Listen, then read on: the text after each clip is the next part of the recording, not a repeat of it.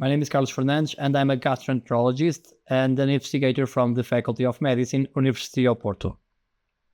I would like to provide a brief overview of our manuscript entitled Adenoma Detection Rate by Colonoscopy in Real-World Population-Based Studies, a systematic review with meta-analysis. This paper was co-authored by Manuela Estevinho from the Department of Gastroenterology, ULS Gaia, Portugal, by Manuel Marques Cruz from the Faculty of Medicine, University of Porto, by Leonardo Frazzoni from the Gastroenterology and Endoscopy Unit from Forlì Cesena Hospitals, Italy, by Lorenzo Fulcio from the Gastroenterology Unit, St. Ursula Hospital, Bologna, Italy, and by Maria Denise Ribeiro from the Portuguese Oncology Institute of Porto, Portugal. As a background, adenoma detection rate is a well-known and a widely used quality indicator in colonoscopy and for which different scientific societies have defined thresholds.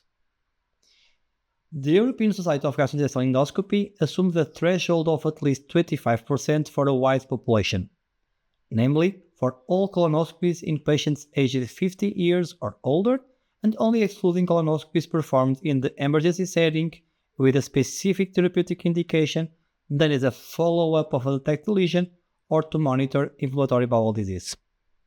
In fact, this wide population may resemble the most common scenario in endoscopy units.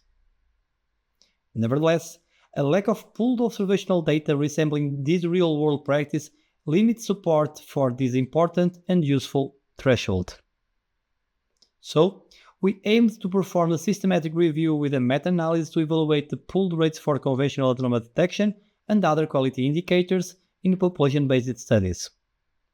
Selected studies must contain subjects consecutive or randomly selected and for at least these three different indications: diagnostic, screening, and surveillance. After study selection, our analysis included more than 3 million subjects. The overall pooled rate for adenoma detection was 27%, for the polyp detection was 38%, and for the cancer detection was 3%. Regarding indications, adenoma detection rate was higher in subjects submitted for surveillance purposes with 43%, then for screening with 33%, and the lowest adenoma detection rate was for diagnostic purposes with 25%. Subgroup analysis of the screening population revealed 34% for post-fecal occult blood tests and 27% for primary colonoscopy screening. Of note, male gender and higher age were positively related with an adenoma detection rate above the benchmark of 25%, and in the other side, studies including a majority of subjects submitted for diagnostic purposes and studies based on patient registries were negatively related to adenoma detection rate. This data highlights the impact of different populations in the adenoma detection rate and the importance of having balanced population when using this threshold. Regarding other indicators, I would like to highlight the 12% for pooled rate of serrated polyps, the 96% for cecal intubation rate, and 90% for adequate bowel preparation. In conclusion, this is the first aggregate analysis evaluating adenoma detection rate and other performance measures in a real-world setting, being objective evidence supporting the ESG benchmark.